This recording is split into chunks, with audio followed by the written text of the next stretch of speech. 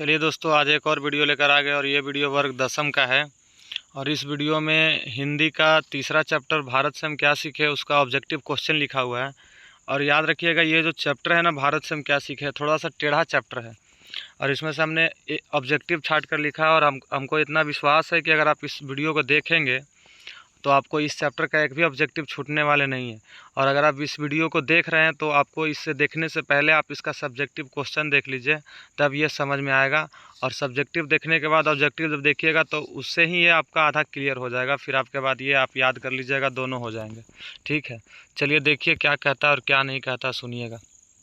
कह रहा है ऑब्जेक्टिव क्वेश्चन है, ये जो शीर्षक है जिसका नाम है भारत से हम क्या सीखे, ये भाषण विद्या। सबसे पहला ऑब्जेक्टिव क्वेश्चन यही होगा कि भारत से हम क्या सीखे। आपके पाठ्य पुस्तक की कौन सी विद्या है, तो आप याद रखिएगा भाषण विद्या। लेखक कौन है इनका? मैक्स मूलर है। और सबसे बड़ी बात है कि ये मैक्स मूलर जो है विश्व विख्यात विद्वान है, मतलब पूरे विश्व में ये विद्वान में विख्यात है, विश्व का विद्वान है। इसके बाद कहा गया है कि इनका पूरा नाम फ्रेडरिक मैक्स मूलर है। यह क्वेश्चन भी आपके एग्ज़ाम में आता है, पूछा भी है। फ्रेडरिक ऐसे तो फ्रेडरिक में ऐसे लिखाता है, थोड़ा सा मिस्टेक हो गया है फ्रेडरिक लिखते समय, क्योंकि अब ये टाइपिंग है तो टाइपिंग में थोड़ा दिक्कत हो जाता है। फ्रेडरिक ऐसे लिखाता है, फ्रेडरिक मैक्स मूलर इनका पूरा नाम है। पूछेगा मैक्स मूलर का पूरा नाम, फ्रेडरिक मैक्स मूलर। इनका जन्म 6 दिसंबर 1823 ईस्वी में जर्मनी के एक जगह है जिसका नाम है डेसाऊ में हुआ था। किनका? मैक्स मूलर का। इनके पिताजी का नाम विलहेल्म मूलर। और मैक्स मूलर जब 4 वर्ष के हुए और उनके पिता का क्या हुआ? निधन हुआ। मतलब जब मैक्स मूलर 4 वर्ष के हुए थे तब विलहेल्म मूलर जी का निधन हो गया था। चलिए कोई बात नहीं, इसके बाद आगे देखते हैं। कह रहा है कि 18 वर्ष की उम्र में लिप्चिंग विश्वविद्यालय में उन्होंने संस्कृत का अध्ययन आरंभ किया था। किस विश्वविद्यालय में? लिप्चिंग। कितने वर्ष में? 18 वर्ष की उम्र में। और क्या अध्ययन किया था? संस्कृत। ऐसे ही नहीं, संस्कृत को सभी भाषाओं का जननी कहा जाता है। विदेश के लोग भी संस्कृत को जानने के लिए, समझने के लिए उत्सुक रहते हैं, जिज्ञासु रहते हैं। इसके बाद कहता है मैक्स मूलर ने हितोपदेश तथा कठ केन मेघदूत शास्त्रों का जर्मन अनुवाद भी किया। देखिए समझिएगा ये लाइन क्या कहता है। मैक्स मूलर ने हितोपदेश, ये हमारा ग्रंथ है, और कठ उपनिषद है, केन उपनिषद है, ये दोनों का जर्मन भाषा में अनुवाद किए। और मेघदूत का भी जर्मन भाषा में अनुवाद किए। कौन? मैक्स मूलर साहब। स्वामी विवेकानंद ने इन्हें वेदांतियों का भी वेदांती कहा।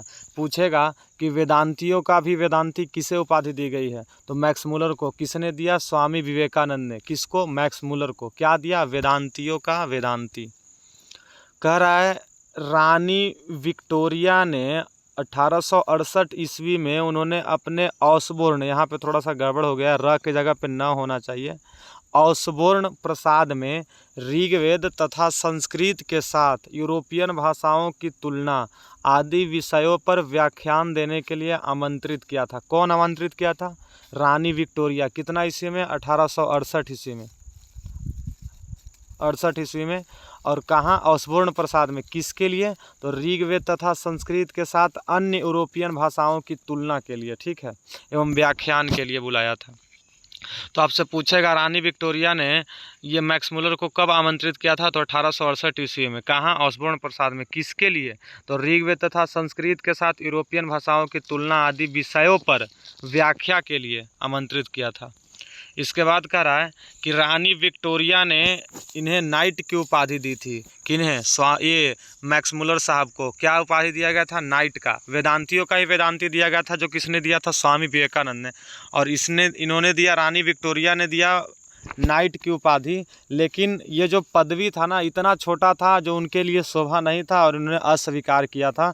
मतलब नाइट की उपाधि उन्होंने अस्वीकार किया, लौटा दिया कि नहीं, हमें नाइट की उपाधि नहीं चाहिए। इसके बाद कह रहा है इनका निधन हुआ 28 अक्टूबर 1900 ईस्वी में। मतलब 28 अक्टूबर 1900 ईस्वी में निधन किनका? मैक्स मूलर साहब का। अब कह रहा है इस भाषण का भाषांतरित डॉक्टर भवानी शंकर त्रिवेदी ने किया है। मतलब कह रहा है कि ये जो भाषण है ये जर्मन भाषा में लिखा गया था। किसके द्वारा? मैक्स मूलर साहब के द्वारा।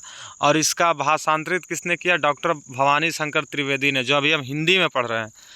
अब हमने ये आपका ये जो हमने लिखा, ये इनके जीवनी से इनके कुछ प्रश्न थे जो हमने आपको सीधा सीधा लिख दिया। ये नंबरिंग बाई करके नहीं लिखा, लेकिन आपने जितना ये पढ़ा, ये सब में से आप याद रखिएगा 2-3 क्वेश्चन आपके एग्जाम में मिल ही जाएंगे। या वेदांतियों का वेदांती किसे कहा गया, नाइट की उपाधि किसे दिया गया, निधन कब हुआ, पिताजी का नाम क्या था, ये इसमें से कुछ ना कुछ बातें आ ही जाते हैं। चलिए, और सबसे VVI क्वेश्चन जो आपके पहला है, स्क्रीन पे दिख रहा होगा, ये सबसे VVI कई बार एग्जाम में पूछता है कि सर्वविध संपदा और प्राकृतिक सौंदर्य से परिपूर्ण देश भारत को किसने कहा है। पहला तो क्वेश्चन इसमें यह बनता है कि सर्वविध संपदा और प्राकृतिक सौंदर्य से परिपूर्ण देश कौन है, भारत, और ये किसने कहा है, तो मैक्स मुलर ने कहा है। अब इसके बाद दूसरा क्वेश्चन कहता है कि कहाँ भूतल पर ही स्वर्ग की छटा निखरती है, मतलब कहाँ के भूमि पर ही स्वर्ग जैसा सुंदरता देखने को मिलता है, तो भारत में। इसके बाद तीसरा है कि मानव मस्तिष्क की उत्कृष्टतम, यहाँ पे उत्कृष्टता लिखा गया है, उत्कृष्टतम होना चाहिए, उपलब्धियों का सर्वप्रथम साक्षात्कार किस देश ने किया, तो भारत ने किया है। यह आपके एग्जाम का क्वेश्चन ही है। अब इसके बाद कह रहा है कि प्लेटो और कांट कौन थे, तो प्लेटो और कांट थे दार्शनिक लोग थे। कौन, प्लेटो और कांट।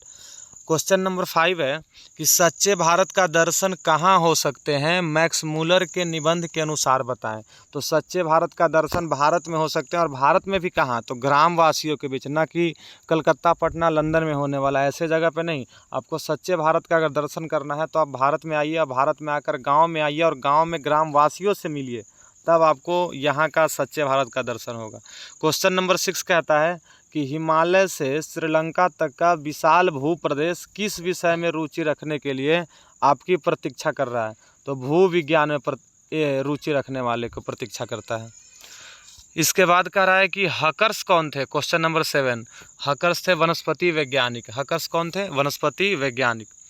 कह रहा है 8वां क्वेश्चन कह रहा है कि वनस्पति जगत में विचरण करने वालों के लिए भारत क्या है, तो वनस्पति जगत में अगर आप वनस्पति मतलब पेड़ पौधे का अध्ययन करना चाहते हैं तो अब भारत में आइएगा, तो भारत आपको एक फुलवारी लगेगा वनस्पति जगत के लिए।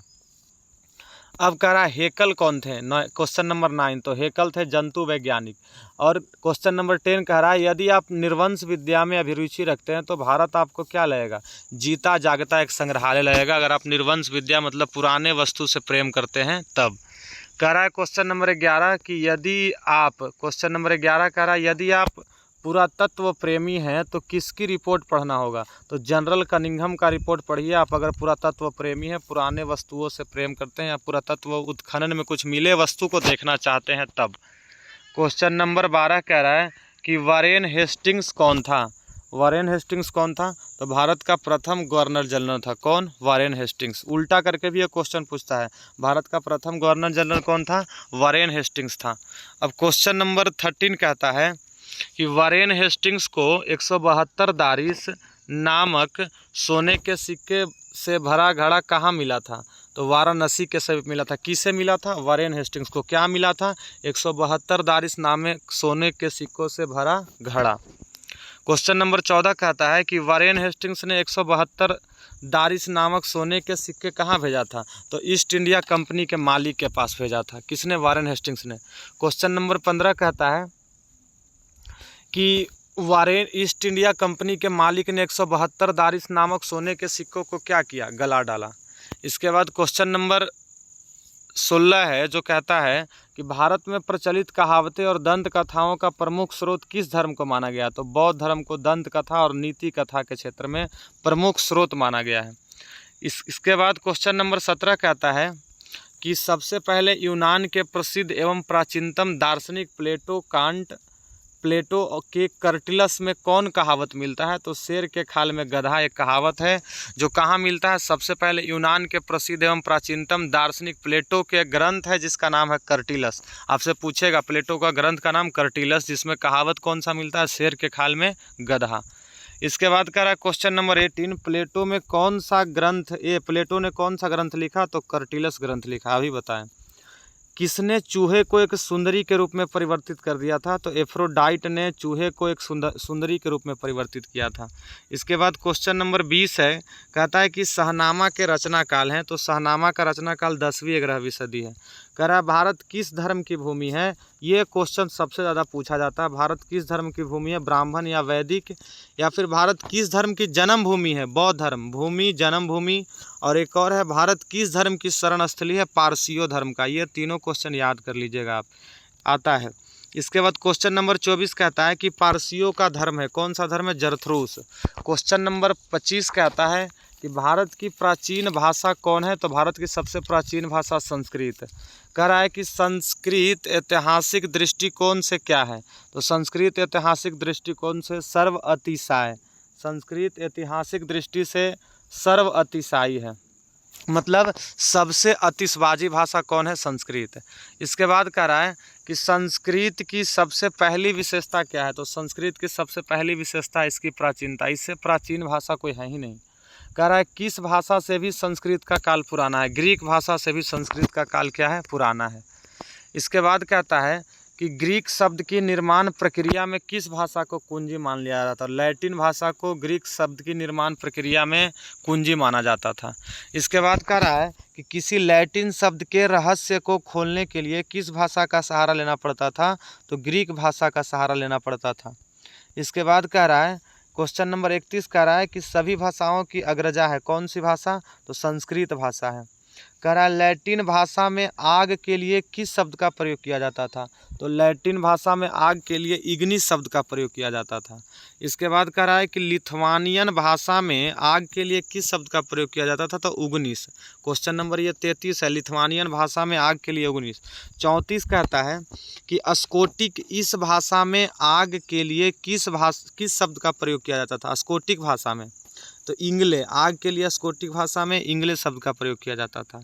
कह रहा है क्वेश्चन नंबर 35 कहता है कि आर्य भाषा में मैं हूँ के लिए किस शब्द का प्रयोग किया गया है? तो अस्मि।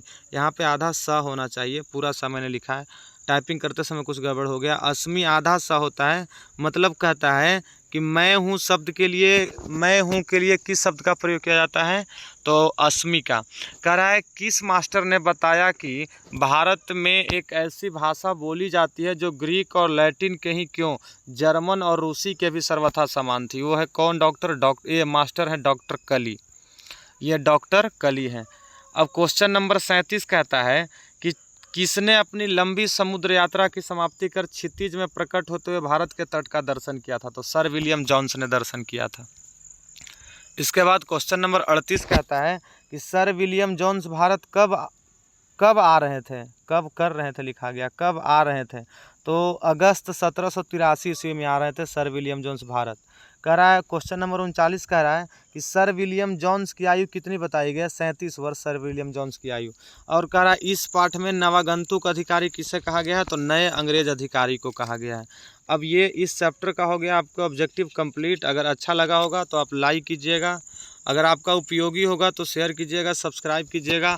और इसके साथ साथ इसका सब्जेक्टिव का भी वीडियो बनाया हुआ है जिसका लिंक इस डिस्क्रिप्शन में डाला रहेगा, आप उसे देख लीजिएगा और इसका व्याख्या भी देख लीजिएगा।